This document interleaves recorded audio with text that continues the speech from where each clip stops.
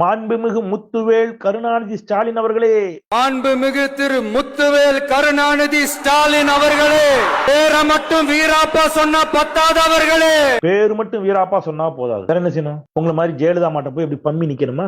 ஞாபகம் இருக்கா? தலைவா படத்துக்காக போய் அப்படியே கையை கட்டி வாயை பொத்தி சப்த நாடிகளும் ஒட்டுங்கி நின்றீர்களே, அப்படியா ஸ்டாலின் இருக்கிறார்? பேரு மட்டும் வீராப்பா வச்சா போதாது, மிசாவை பார்த்து பயப்படாதவர். மிசா காலத்துல கொடிய மிசாவை கண்டு அஞ்சாமல் சிறைச்சாலைக்கு சென்றவர். நீங்க கல்யாணம் ஆகி 6 மாசம் மிசா அறிவிச்சிட்டாங்க எமர்ஜென்சி, திமுக ஆட்சி கலைக்கப்படுகிறது. அவர் மதுராந்தகத்துல ஒரு நிகழ்ச்சியில் இருக்கிறாரு, காவல்துறை அவரை கைது செய்யறதுக்கு வீட்டுக்கு போகுது. அன்றைக்கு முத்தமிழர் டாக்டர் கலைஞர் சொல்லுகிறார், என் பையன் எங்கேயும் தலைமறை ஆயிட மாட்டான், நிகழ்ச்சிக்காக வெளியூர் போயிருக்கிறான், வருவான், வந்ததுக்கு அப்புறம் கைது பண்ணுங்க, இன்று போய் நாளை வாங்கி காவல்துறை அனுப்பி வைக்கிறார். ஸ்டாலின் சென்னை வருகிறார், காவல்துறை நேரா வீட்டுக்கு வர்றாங்க, கோபாலபுரத்துக்கு கைது செய்வதற்கு வாழ்த்தி அனுப்பி வச்சார், போயிட்டு அப்படின்னு. நீங்க இருப்பீங்க ஜெயில 2 நாள் இருப்பீங்க, ஏசி இல்லாம இருக்க முடியும், கேரவன் இல்லாம இருக்க முடியும். உங்களால வீராப்பா பேசினால் போதாது, வேற என்ன செய்யணும்? கோடநாட்டுல போய் காவல் காத்து நின்றீர்களே ஜெயலலிதா அம்மையாரிடம் தலைவா படத்திற்காக, அப்படியா நின்னாரு அவர்? எதை வீராப்பா பேசி அவர் சண்டை போடல? சிஐஏ சட்டத்தை எதிர்த்து சண்டை போடலையா?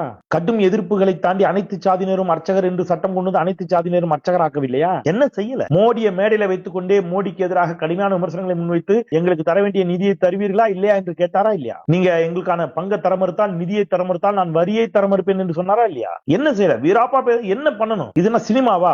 உங்களுக்கு பதிலா ஒரு டூப் நடிகரை வச்சு ஸ்டண்ட் பண்ணி அவனை மாடியில இருந்து குதிக்க விட்டு அப்புறம் நீங்க குதிச்ச மாதிரி கிராபிக்ஸ் பண்ணி கைத்தட்டு வாங்குறதுக்கு அரசியல் விமர்சிங்க. திருப்பி சொல்றேன், அது என்னங்கிறது இருக்குல்ல, யாரோ எழுதி கொடுத்தா அப்படியே கொண்டு வந்து வாசிக்க கூடாது, பார்த்துட்டு பேசுங்க. என்ன பதில் சொல்றதுக்கு எல்லாம் இருக்கிறோம்.